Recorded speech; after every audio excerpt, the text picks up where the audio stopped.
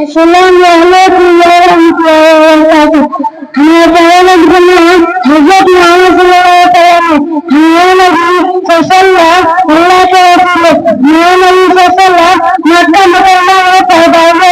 ہمارے نبی صلی اللہ والدہ کا نام عبداللہ تھا۔ ہمارے نبی صلی اللہ والدہ کا نام بی بی آمنہ تھا۔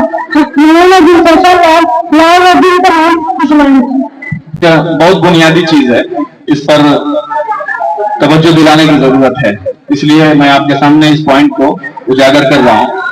اسکول میں 9 بجے سے جب اسکول ہم لوگوں کے یہاں شروع ہوتا ہے تو 9 بجے سے لے کر 9:30 تک کے پی ٹی کا وقت ہوتا ہے، فزیکل ٹریننگ ہوتی ہے جس میں بچوں کو ایکسرسائز کرایا جاتا ہے۔ اس وقت کو ہم لوگ مختلف مفید کاموں کے لیے اور مفید باتوں کے لیے استعمال کرتے ہیں۔ بچوں کے درمیان قصے سنائے جاتے ہیں، بچوں کو اس بات کے لیے آمادہ کیا جاتا ہے کہ بچے قصہ کہیں، قصہ سنیں اور ایک دوسرے سے قصہ سنانے کی عادت ڈالیں۔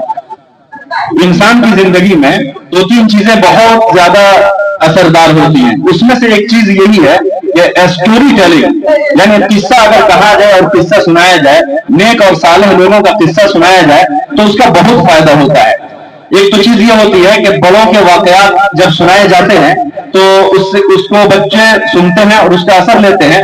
دوسرا فائدہ یہ ہوتا ہے کہ وہ اپنے ساتھیوں میں، اپنی ماں باپ کے ساتھ اس واقعے کو ذکر کرتے ہیں۔ جیسے ہم لوگ یہاں پر روزانہ پی ٹی میں ایک قصہ ہم لوگ سناتے ہیں عبد القادر جیلانی رحمۃ اللہ علیہ کا۔ وہ قصہ آپ لوگ بھی سنتے ہوں گے کہ وہ جب بچے تھے، پڑھنے جا رہے تھے تو ان کی ماں نے ان کے جیب میں یا ایک جگہ انہوں نے کیا کیا، کسی جگہ پر کچھ اشرفیاں یعنی بہت سارے قیمتی جو درہم و دینار تھے انہوں نے وہاں پر باندھ دیا اور اپنے بچے کو نصیحت کی، یعنی عبد القادر جیلانی رحمۃ اللہ علیہ کو، کہ بیٹا سب کچھ ہو جائے، جھوٹ مت بولنا۔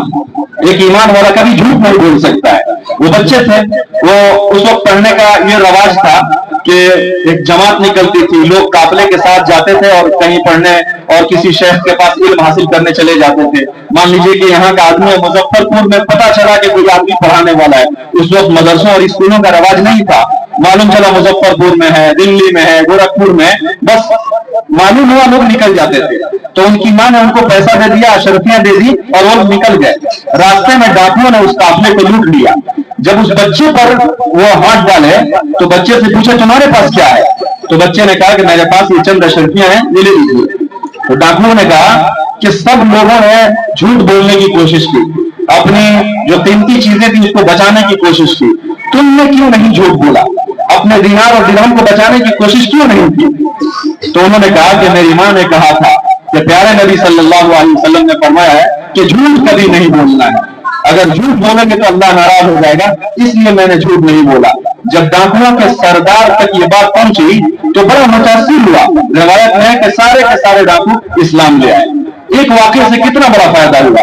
بچوں کو قصہ سنانا چاہیے، خاص طور سے جو ماں ہیں ان سے یہ گزارش ہے کہ رات میں جب بچوں کو سلائیں تو ہم لوگ عام طور سے ہمارے یہاں رواج یہ بن گیا ہے کہ کتے بلی کا قصہ سناتے ہیں، کچھوے کا قصہ سناتے ہیں اور وہ قصے، وہ اسٹوریز سناتے ہیں جن سے ان کی اخلاقی اعتبار سے کوئی فائدہ ہونے والا نہیں ہے۔ آج کل آپ کے پاس بہت ساری چیزیں یوٹیوب کی شکل میں موجود ہیں، وہاں سے نیک لوگوں کے قصے نکال کر بچوں کو سنوائیے۔